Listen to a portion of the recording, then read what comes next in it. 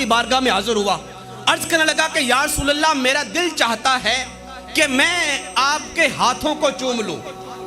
सरकार ने फरमाया तेरी मोहब्बत है, तेरे ईमान का तकाजा है, और ईमान की हकीकत भी ये है कि जिसके साथ मोहब्बत होती है बंदा उसका अदब व एहतराम बड़ा करता है। तेरी मोहब्बत है तो ये ले मेरे हाथ, और दिल जितना चाहता है जी भर के चूम ले। उसने सरकार के हाथ चूमे। उसने कहा कि हुजूर, मेरी मोहब्बत का तकाजा ये है, मेरा दिल चाहता है मैं आपके कदम भी चूम लूं। सरकार ने अपने कदमैन शरीफैन आगे किए, फरमाया जी भर के चूम ले। उसने कदम भी चूम लिए। उसने कहा कि या रसूल अल्लाह, मेरी मोहब्बत अभी तक खत्म नहीं हुई, मेरा दिल चाहता है कि मैं आपको सजदा भी कर लूं, आपको सजदा भी कर लूं। ये बात हुई तो सरकार ने फौरन फरमाया अला ला सजदा इल्लल्लाह, अदब जितना चाहे तू मेरा कर ले, एहतराम जितना चाहे तू मेरा कर ले, लेकिन खबरदार सजदा सिर्फ और सिर्फ रब्बे जुल जलाल को किया जाता है। सजदा रब्बे जुल जलाल को है, सजदा नहीं कर सकता। एक और शख्स सरकार की बारगाह में खड़ा है। सरकार मैदान में जंग के लिए सहाबा को तैयारी करवा रहे हैं और उनकी सफ़ों को सीधा करवा रहे हैं। एक छड़ी आपके हाथ में है जिसके साथ आप आगे पीछे शख्सों को सीधा करते हैं और फरमा रहे हैं कि ऐ मेरे सहाबा, इस सफ़ू अपनी सफ़ों को सीधा और मुकम्मल करो। एक साहबी थोड़ा सा सफ से आगे खड़े हैं। उसने जब सरकार की गुफ्तगू की तरफ ना चाहते हुए तवज्जो ना की, सरकार के हाथ में छड़ी थी, थोड़ी सी सरकार ने उसकी कमर को पर मारी और फरमाया कि पीछे हट के सब सीधी कर। इतनी बात हुई तो उसने कहा कि या रसूल अल्लाह, बिला वजह आपने मुझे छड़ी मारी है, मैं आपसे इसका बदला लूंगा। उमर फारूक जलाल में आए, तलवार निकाली और कहा कि तुझे खबर नहीं कि किस महबूब के साथ तू गुफ्तगू कर रहा है, तू बदला लेने की बात करता है, मैं तेरी गर्दन को यहां पे उड़ा के रख दूंगा। सरकार ने फरमाया उमर जरा ठहर जा, जरा धीमे लहजे से काम कर और बात कर और अपनी तबीयत में जरा नरमी पैदा कर। हुजूर, ये आपसे बदला लेने की बात करता है। फरमाया हाँ, मैं आदिल हूं, मैंने बिला वजह से छड़ी मारी है, हक बनता है कि ये मुझसे बदला ले। सरकार ने वही छड़ी उसके हाथ में दी और फरमाया कि मैंने तुझे मारी है, तू बदले में मुझे मार ले। उसने कहा या रसूल अल्लाह, जब आपने मुझे छड़ी मारी थी तो मेरे बदन के ऊपर कपड़ा नहीं था, मेरा बदन नंगा था, कमीज नहीं थी। आप भी अपनी कमीज उतारे तब मैं आपको छड़ी मार के बदला लूंगा।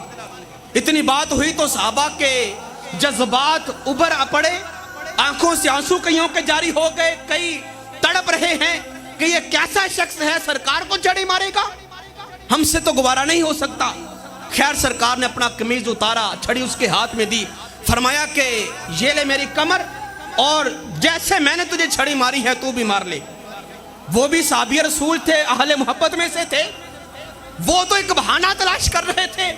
जब सरकार ने छड़ी उसके हाथ में दी, कमीज उतारा, उसने छड़ी ऐसे करके फेंकी और सरकार की कमर को जाके अपने बाजुओं में ले लिया, अपने सीने से लगा के सरकार की कमर को चूमना शुरू कर दिया।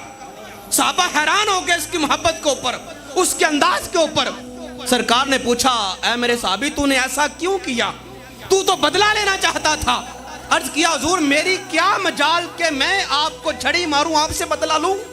बस मेरे दिल की ख्वाहिश थी कि जिंदगी में कभी ऐसा मौका मिल जाए कि आपके बदन को मस करने का या आपके बदन को चूमने का मुझे मौका मिल जाए।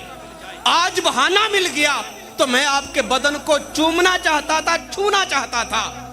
पूछा किस लिए?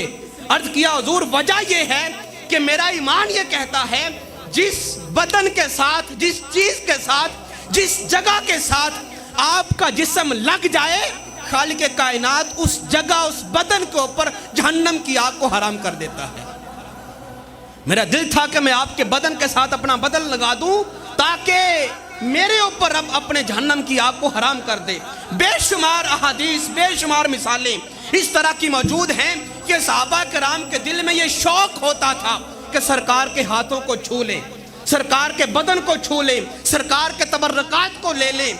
अगली बात करके जाऊं कि सारा जमाना दिल में ये हसरत लिए फिरता है कि सरकार के हाथों को छू लूं, सरकार के कदमैन को छू लूं, सरकार के बदन को छू लूं। लेकिन अगर मैं मोहम्मद मुस्तफ़ा की बात करूं, حضرت عمر فاروق اس حدیث پاک کے راوی صحیح حدیث آپ کے سامنے رکھنے لگا ہوں، فرماتے ہیں کہ میں نے زندگی میں بارہا مرتبہ دیکھا، سرکار کو تو ہم چوما کرتے تھے، سرکار کو تو ہم مس کیا کرتے تھے، لیکن جب بیٹی فاطمہ سرکار کے گھر آتی، سرکار ادب فاطمہ میں اپنے مصلی پہ کھڑے ہو جایا کرتے تھے۔ سیدہ فاطمہ الزہرا اپنی بیٹی کے لیے اپنی مجلس میں کھڑے ہو جایا کرتے، اور جب بیٹی پاس آتی تو عمر فاروق فرماتے ہیں میں نے زندگی میں کتنی بار دیکھا محمد مصطفیٰ خود بیٹی فاطمہ کے ہاتھوں کو چوما کرتے تھے۔ جن کے ہاتھ چومنے کے لیے کائنات ترستی ہے، وہ محمد مصطفیٰ بیٹی فاطمہ کے ہاتھوں کو چوما کرتے تھے۔ حضرات عزیز وقار، میں اگر آپ کو اصولاً ایک بات بتا کے جاؤں، رب ذوالجلال کا اصول اور قانون یہ ہے کہ اے دنیا جہان والو ولو انہم اذ ظلموا انفسہم جاؤک، اے میرے محبوب کی امت کے لوگوں، اگر تم اپنی جانوں کے اوپر ظلم کر بیٹھو، گناہوں میں لت پت ہو جاؤ، گناہوں کے ڈھیر لگ جائیں، فرمایا گھبرانا نہیں ہے، میرے محبوب کا در کھلا ہے، میرے نبی کے دروازے پہ آ جاؤ، اور وہاں پہ آ کے تم محبوب کا وسیلہ ڈال کے مجھ سے دعا کرو۔ اگر میرا محبوب تمہارے حق میں سفارش کر دے، میرا محبوب تمہارے حق میں دعا کر دے، تو فرمایا لَوَجَدُ اللَّهَ تَوَّابًا رَحِيمًا، پھر میں بھی تمہیں معاف کر دوں گا۔ گناہگار جتنا مرضی بڑا گناہگار ہے، محبوب کے دروازے پہ چلا جائے، رب ذوالجلال کا اصول یہ ہے، محبوب کے ہاتھوں کی لاج رکھتے ہوئے، محبوب کے جملوں کی لاج رکھتے ہوئے، رب ذوالجلال گناہوں کو نہیں دیکھتا، اور اس کے جو ہے نا وہ ذنب کو نہیں دیکھتا، اس کے زندگی کے برے اعمال کو نہیں دیکھتا، محمد مصطفیٰ کا وسیلہ دیکھتا ہے، اس کے ہاتھوں کو دیکھتا ہے، اس کے جملوں کو دیکھتا ہے، اس کی سفارش کو دیکھتا ہے، اور بندے کو معاف فرما دیتا ہے۔ یہ اصول ہے، قرآنی اصول میں نے آپ کے سامنے رکھا۔ لیکن اس سے اگلی بات میں کروں، اگر خدا راضی ہو جائے تو محمد مصطفیٰ منا لیتے ہیں، محمد مصطفیٰ منا لیتے ہیں۔ اگلی بات کر جاؤں کہ اگر محمد مصطفیٰ خدا نہ کرے کسی امتی سے ناراض ہو جائیں، اگر نبی ناراض ہو جائے تو نبی کو منانے کا ایک ہی دروازہ اور ایک ہی ذریعہ ہے، اور وہ سیدہ فاطمہ کی چوکھٹ ہے۔ اگر نبی ناراض ہو جائے تو سیدہ فاطمہ الزہرا کا سرکار کو وسیلہ پیش کرو، سرکار مان جائیں گے۔ سرکار کو اتنی محبت تھی اپنی بیٹی فاطمہ کے ساتھ۔ اب دیکھیں، اس وقت آپ سارے باپ ہیں، بیٹیوں کے باپ ہیں، آج اب باپ کو اپنی بیٹی کے ساتھ نہ جانے کتنی محبت ہے، ہر وقت اس کے لیے جد و جہد کرتا ہے، محنت کرتا ہے، کوشش کرتا ہے، اور اس کو اچھی تربیت دے کے اس کا مستقبل کو سنوارنے کی کوشش کرتا ہے۔ آج ہر باپ کہتا ہے کہ مجھے اپنے بیٹی سے بڑی محبت ہے، مجھے اپنی بیٹی سے بڑی الفت ہے، میری آنکھوں کا تارا ہے، لیکن آج کی بات کوئی وقت اور ویلیو نہیں رکھتی۔ آج اگر باپ کہے مجھے بیٹی سے بڑا پیار ہے، آج اس کی یہ بات کوئی معنی نہیں رکھتی۔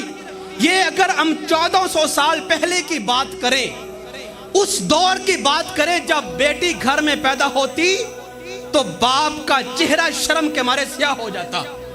میں دنیا والوں کو کیا جواب دوں گا؟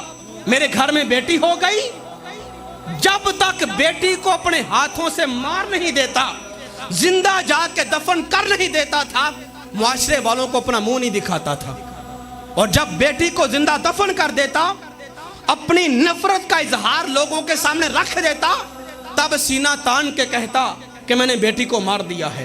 جس دور کے اندر بیٹی کے ساتھ اتنی نفرت کی جا رہی ہے اور بیٹی کو اتنا ذلیل و رسوا کیا جا رہا ہے، ایسے دور کے اندر جب سیدہ فاطمہ الزہرا سلام اللہ علیہا محمد مصطفیٰ کے گھر میں جلوہ گر ہوتی ہیں، سرکار نے بیٹی کو سینے سے لگایا اور زمانے والوں کے سامنے آئے اور فرمایا، او دنیا دار لوگوں، تمہیں بیٹی کے ساتھ نفرت ہے، تم بیٹی کو زندہ زمین میں دفن کر دیتے ہو، آؤ میرا کردار دیکھو اور میری بات سنو، الفاطمہ بدعۃ منی، یہ میری بیٹی فاطمہ میرے جگر کا ٹکڑا ہے، میری بیٹی فاطمہ میرے جگر کا ٹکڑا ہے۔